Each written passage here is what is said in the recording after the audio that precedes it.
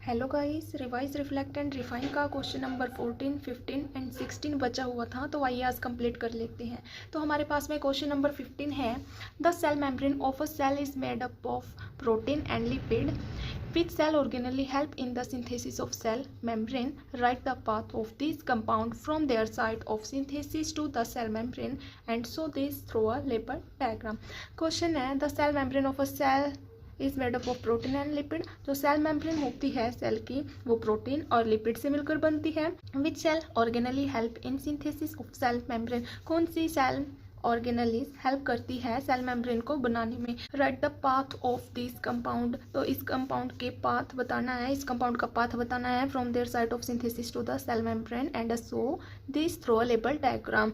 उनकी बनने वाली जगह से लेकर के सेल मेम्ब्रेन तक का डायग्राम बनाना है। तो आइए क्वेश्चन नंबर 14 का आंसर देख लेते हैं।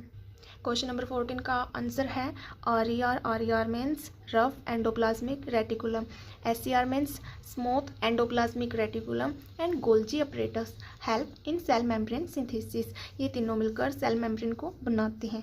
RER makes protein, RER rough endoplasmic reticulum से मिलकर प्रोटीन बनता है। Smooth endoplasmic reticulum that is SCR makes lipid, SCR से लिपिड बनता है। And Golgi apparatus modify and transport them. और जो गोल्जी अपरेटस होता है वो इसको मॉडिफाई करता है और आगे इसको ट्रांसफर करता है। तो आइए इसको डायग्राम के जरिए समझ लेते हैं।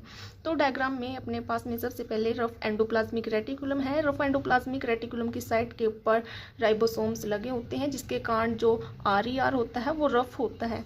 तो जो रफ एंडोप्लाज्मिक रेटिकुलम के ऊपर जो राइबोसोम्स होते हैं वो प्रोटीन सिंथेसाइज करते हैं, सिंथेसाइज ऑफ प्रोटीन होता है इसके अंदर। और इसमें एक होता है ये जिसको SCR बोलते हैं, यानी स्मूथ एंडोप्लाज्मिक रेटिकुलम है। इसका नाम स्मूथ इसलिए है क्योंकि इसके सरफेस के ऊपर, इसकी साइड के ऊपर राइबोसोम्स नहीं है।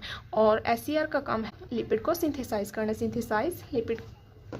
उसके बाद में रफ एंडोप्लाज्मिक रेटिकुलम प्रोटीन बना देगा और जो स्मूथ एंडोप्लाज्मिक रेटिकुलम है वो लिपिड बना देगा। तो प्रोटीन और लिपिड आगे जाएंगे गोल्जी अपरेटस के पास में।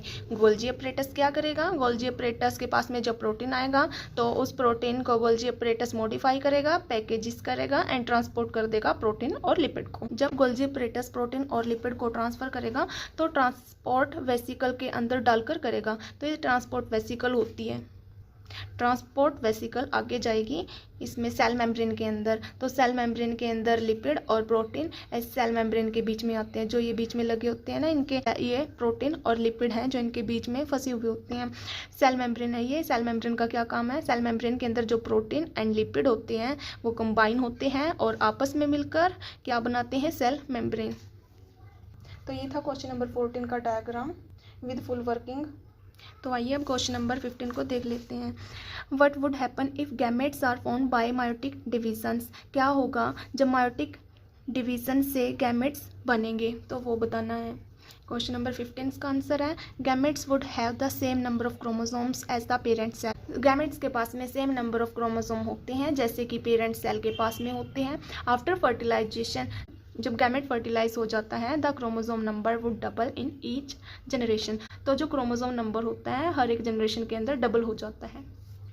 क्वेश्चन नंबर 16 है, a farmer Deepa was very happy with the harvest of amla, Indian gooseberry and lemon on her farm.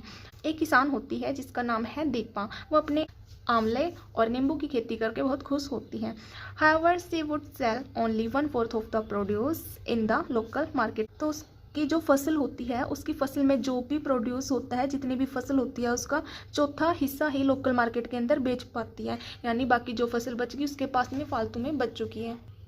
Recognising that a significant amount of produce में बी लॉस्ट पोस्ट हार्वेस्ट। क्योंकि वो अपनी सारी फसल नहीं बेच पाती है तो उसकी जो बाकी फसल बच जाती है वो सारी वेस्ट हो जाती है। She employed a traditional yet scientifically sound method to extend the shelf life of amla and lemons. वो साइंटिफिकली लेकिन एक पुराना मेथड यूज़ करती है आंवले और नींबू की सेल्फ लाइफ को बढ़ाने के लिए, ताकि जो उसकी फसल बिक नहीं पाई है वो वेस्ट ना हो। She turn perishable produce into profitable product. वो जो फालतू की जो उसकी फसल बच चुकी है उसको प्रॉफिटेबल प्रोडक्ट के अंदर कन्वर्ट कर देती है, सच एज पिकल एंड शरबत। जैसे आंवले और नींबू का शरबत वगैरह बनाकर, अचार वगैरह बनाकर। She use the excess produce to prepare pickle, murabba and sharbat by adding appropriate amount salt, sugar और jaggery to small pieces of fruit and their juice. जो फालतू में उसके पास में फसल बच चुकी है तो वो उस फसल का अचार, मुरब्बा और शरबत बनाती है उसके अंदर साल्ट, शुगर वगैरह डाल करके। These were then stored in small glass bottles for sale, helping her prevent the wastage of post harvest produce. उसके बाद में वो इन प्रोडक्ट को बोतल वगैरह में पैक कर देती है सेल करने के लिए, जो कि उसका जो वेस्ट बच चुकी थी पहले फसल, अब वो वेस्ट नहीं होगी, उसको वेस्ट होने से इस तरीके से वो बचाएगी।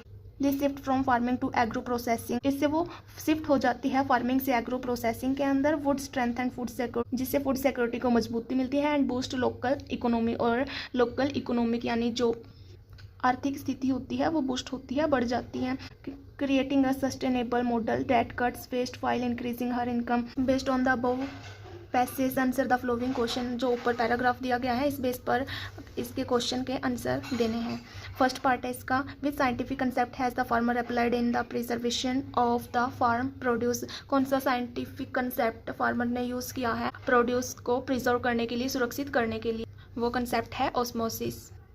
सेकेंड पार्ट है, how does the addition of high concentration of salt and sugar create an environment that prevents the growth of spoilers causing bacteria and fungi. कैसे जब एडिशन के अंदर हम हाई कंसंट्रेशन डालते हैं नमक और चीनी की, वो ऐसा एनवायरमेंट बनाता है जिसके कारण जो हमारा फूड होता है वो स्पॉइल होने से, नष्ट होने से बच जाता है, बैक्टीरिया वगैरह की ग्रोथ रुक जाती है। यानी जैसे मुरब्बा हो गया, नींबू हो गया, अगर हम उसके अंदर नमक और चीनी डालकर रखते हैं तो वो ऐसा एनवायरमेंट क्रिएट कर देता है जिसके कारण हमारा जो आंवला, नींबू, फिर कोई और फूड प्रोडक्ट है तो वो लंबे टाइम तक अब खराब नहीं हो। क्वेश्चन ये है ऐसा कैसे होता है? इसका आंसर है, सेकंड पार्ट का आंसर है, they remove water from micro organism and stop their growth. जैसे कि हम आंवला या फिर नींबू वगैरह के अंदर चीनी, मसाला वगैरह डालकर रखते हैं तो वो माइक्रो ऑर्गेनिज्म के अंदर से वाटर बाहर निकल जाता है और उनकी ग्रोथ रुक जाती है, जिसके कारण बैक्टीरिया वगैरह ख़त्म हो जाते हैं और हमारा जो फूड प्रोडक्ट है वो ख़राब होने से बच जाता है। इसका थर्ड पार्ट है, suggest a healthy recipe of this kind for food preservation. अगर फूड को प्रिजर्व करने के लिए कोई हेल्दी रेसिपी बताओ ताकि फूड भी सुरक्षित रहे लंबे टाइम तक और खाने में भी हेल्दी हो। तो आंवला और नींबू से हम आंवला मुरब्बा और लेमन पिकल बना सकते हैं, नींबू का अचार बना सकते हैं जो कि हेल्दी भी होता है। Fourth part is, what are the scientific value address in this case. इस केस के अंदर साइंटिफिक वैल्यू क्या है? Scientific thinking and preservation of food wastage. इसके अंदर दो साइंटिफिक वैल्यू है जो कि है साइंटिफिक थिंकिंग, साइंटिफिक सोच and preservation of food wastage. जो फूड वेस्टेज है उसको प्रिजर्व करना। ओके गाइस, आज के लिए हम इतना ही करते हैं। कल हम चैप्टर नंबर 5 करेंगे क्लास 9 साइंस का, जिसका नाम है exploring mixture and their separation. तो इस चैप्टर के हम क्वेश्चन आंसर कल से स्टार्ट करेंगे।